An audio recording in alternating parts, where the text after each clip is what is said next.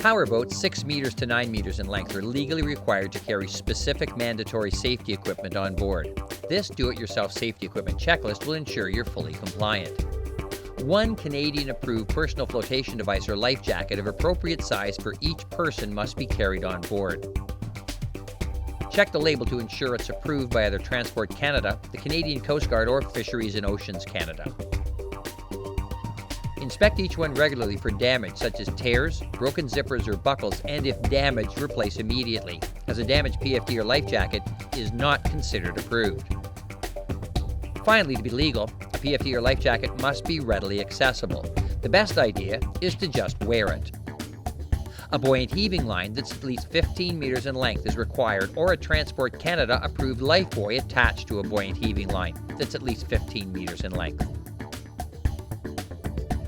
A watertight flashlight that's operational. It's also a good idea to carry spare batteries in a watertight container.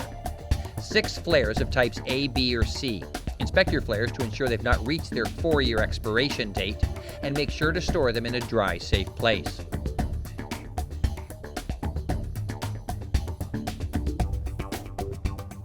A sound signaling device or appliance as a means to signal for assistance must be carried aboard.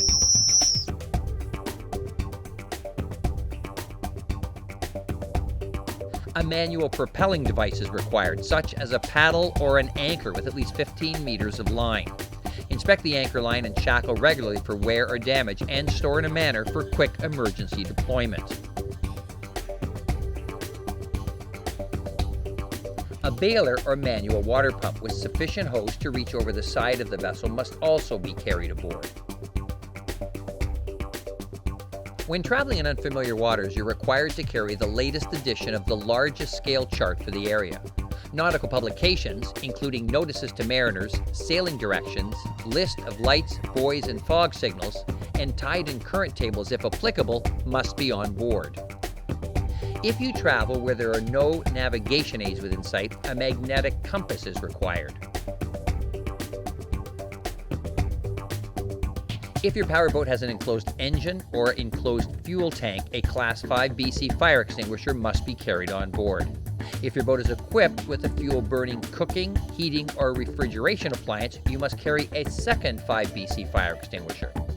Inspect regularly for correct operating pressure, and at least once a month, shake in the upside-down position to keep the contents active. Always store in the bracket provided and mount in an easily accessible area. If you're operating at night or in restricted visibility, you're required to have navigation lights. If not practical, a lighted torch or lantern that displays a white light can be substituted. Small, non-metallic craft operating in areas where radar is in use are required to carry a radar reflector. Smaller boats, 5 meters or less in length, are exempt if having a radar reflector is impractical or not required for the safety of the craft. Vessels with a freeboard of more than half a meter or 1 foot 8 inches must also carry a reboarding device. This can be a transom or swim platform ladder, or a ladder that easily stows on board.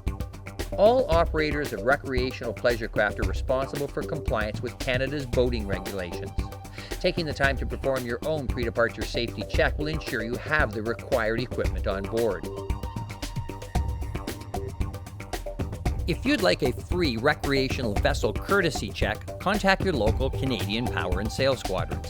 A CPS boating safety specialist will meet you at your boat to help identify any potential deficiencies in vessel licensing, operator certificates, or mandatory and optional safety equipment. They'll also answer any questions you may have regarding boating safety.